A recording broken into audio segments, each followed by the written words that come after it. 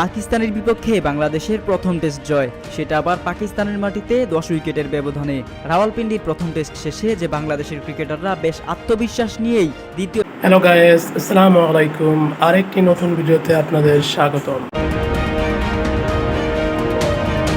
পাকিস্তানের বিপক্ষে বাংলাদেশের প্রথম টেস্ট জয়, সেটা আবার পাকিস্তানের মাটিতে 10 উইকেটের ব্যবধানে। রাওয়ালপিন্ডির প্রথম টেস্ট শেষে যে বাংলাদেশের ক্রিকেটাররা বেশ আত্মবিশ্বাস নিয়েই দ্বিতীয় টেস্টে খেলতে নামেন তা বলতেই হয়। তবে সেই আত্মবিশ্বাস ঘুরিয়ে যায় টাইগার ব্যাটারদের। প্রথমে মাত্র 26 রানে 6টি উইকেট হারিয়ে বেশ চাপে পড়ে নাজমুল শান্তর দল। সবকিছু ছাপিয়ে দ্বিতীয় টেস্টেও 6 উইকেটের জয় পেয়েছে বাংলাদেশ। এর মধ্য দিয়ে পাকিস্তানের বিপক্ষে প্রথম টেস্ট জয়ের পাশাপাশি স্বাগতিকদের হোয়াইট ওয়াশও করলেন লাল সবুজের প্রতিনিধিরা। ঐতিহাসিক এই সিরিজ জয়ের পথে যার অনবদ্য অবদান স্বীকার করতেই হয়, তিনি মেহেদী হাসান মিরাজ। ব্যাটে বলে নৈপুণ্য দেখিয়ে সিরিজের সেরা খেলোয়াড় হয়েছেন তিনি। পুরো সিরিজে ব্যাট হাতে মিরাজের সংগ্রহ 155 রান, সঙ্গে 10টি উইকেটও শিকার করেন তিনি। এর মধ্যে দ্বিতীয় টেস্টের প্রথম ইনিংসে 26 রান খরচে 5 উইকেট শিকার করে রাওয়ালপিন্ডির অনার্স বোর্ডে নামও তোলেন তিনি। এরপর বাংলাদেশ 26 রানে 6 উইকেট হারিয়ে চাপে পড়ার পর লিটনের সঙ্গে রেকর্ড করা জুটিও করেন এই অলরাউন্ডার।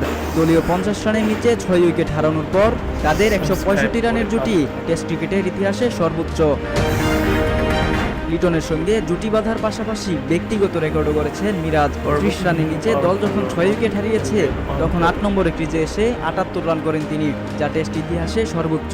সাদা পোশাকে গত 5 বছর আটে নেমে সবচেয়ে বেশি রান করা ব্যাটারও মিরাজ। 25 ইনিংসে 30.91 গড়ে তার সংগ্রহ 711 রান।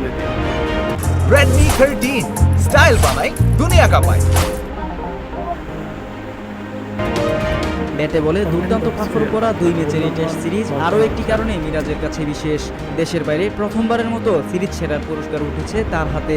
অভিষেকের পর থেকে বাংলাদেশের ক্রিকেটারদের মধ্যে সবচেয়ে বেশি সিরিজ সেরার পুরস্কার তার দখলেই। পুরস্কার হাতে পেয়ে পাকিস্তানের মাটিতে বাংলায় কথা বলতে চান মিরাজ। তখন সিরিজ সেরার প্রাইজ মানি সম্প্রতি শেষ হওয়া গণ আন্দোলনে নিহত রিকশা চালকের পরিবারকে দেওয়ার কথা জানান তিনি। আমি প্রথমবারের মতো দেশের বাইরে ম্যান অফ দ্য সিরিজ হয়েছি।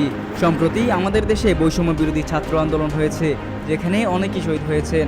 এই আন্দোলনে একজন রিকশা চালক আহত হয়েছিলেন, পরে উনি মারা যান। এই ম্যান অফ দ্য সিরিজের পুরস্কারটা তার পরিবারকে আমি দিতে চাই। 8 বছর ও 45 ম্যাচের টেস্ট ক্যারিয়ারে মিরাজের সংগ্রহ 1625 রান। এর মধ্যে তার সর্বোচ্চ ইনিংসটি 103 রানের, আর বল হাতে মোট 174টি উইকেটও শিকার করেছেন তিনি।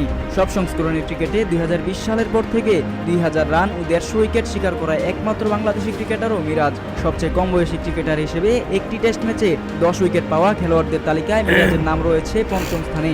2016 সালে মিরপুরে এই কীর্তি গড়েন তিনি, তখন তার বয়স ছিল 19 বছর 3 দিন।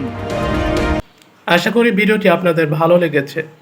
ভিডিওটি ভালো লাগলে ভিডিওটি লাইক, শেয়ার, কমেন্ট করবেন এবং সাবস্ক্রাইব করে পাশে থাকবেন। আজ এই পর্যন্ত। আল্লাহ হাফেজ।